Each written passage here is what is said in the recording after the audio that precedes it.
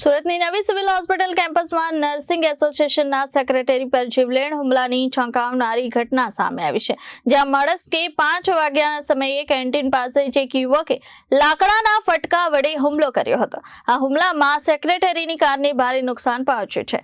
Khatodara police દ્વારા આરોપીની અટકાયત કરી તપાસ શરૂ કરવામાં આવી છે। નવી સિવિલ હોસ્પિટલ કેમ્પસમાં વહેલી સવારે ભારે અફરાતફરી સર્જાઈ હતી। નર્સિંગ એસોસિએશનના સેક્રેટરી ઇકબાલ કડીવાલા પર ચેતન સોલંકી નામના યુવકે જીવલેણ હુમલો કર્યો હતો। મળસ્કે લગભગ 5 વાગે નવી સિવિલ કેમ્પસમાં આવેલી કેન્ટીન પાસે જ ચેતન સોલંકીએ લાકડાના ફટકા વડે હુમલો કર્યો હતો।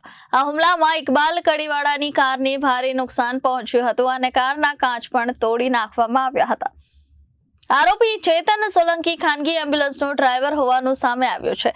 તેની સાસુ નવી સિવિલ હોસ્પિટલમાં નર્સ તરીકે ફરજ બજાવે છે, તેમજ અગાઉ તેના માતા પિતા પણ નવી સિવિલ કેમ્પસ ક્વાર્ટર્સમાં રહેતા હતા।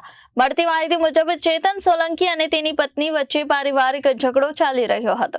આ ઝઘડામાં સમાધાન કરાવવા માટે ઇકબાલ કડીવાળાને મધ્યસ્થી કરવા કહ્યો હતો, પરંતુ તેણે મનાઈ કરતા ચેતન સોલંકી ઉશ્કેરાયો અને હુમલો કર્યો હતો। આ હુમલાના સમયે ઇકબાલ કડીવાળા જીવ બચાવી ભાગી ગયા હતા। તેમના ડ્રાઈવરે તાત્કાલિક પોલીસ પીસીઆર વાનનો સંપર્ક કર્યો હતો। બાદમાં પોલીસે આરોપી ચેતન સોલંકીની અટકાયત કરી તેને पुलिस स्टेशन ले जवामा આવ્યો હતો। हमला हुआ था क्या पूरा? चेतन सोलंकी नाम का यहाँ पे एक एक्स ड्राइवर कॉन्ट्रैक्ट का था। उसकी मम्मी यहाँ सफाई कामगार थी, वो भी रिटायर होने में 10 साल हो गया। उसकी सासू नर्स थी, वो भी रिटायर हो गई। उन्होंने लव मैरिज किया था, उनका झगड़ा घर चल रहा था। मई महीना में उसको घर से निकाल दिया था।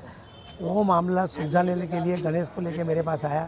यहाँ 20-30 साल से मेरे पास था, यहाँ कैंपस में रहता था, इसलिए मैंने मदद नहीं किया क्योंकि उसकी औरत को मार रहा था। सुबह 5 बजे वो आया, मुझे सीधा मारने लगा। मेरे ड्राइवर को पहले गाली गलौज किया, चप्पू निकाला, ड्राइवर ने पकड़ लिया, फिर मारने का कोशिश किया, फिर ड्राइवर सब लोगों ने पकड़ लिया। मैं भागा तो वो फटका भी मारा और बाद में जब हम पुलिस को जान करके वापस आए तब गाड़ी को पत्थर मार के दोनों कांच तोड़ दिया।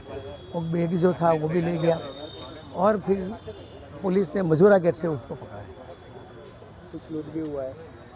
हाँ, वो 1000 रुपया था, साथ में ATM कार्ड, आधार कार्ड और identity card. Reporter Arvind Rathod, Janadesh news, सूरत।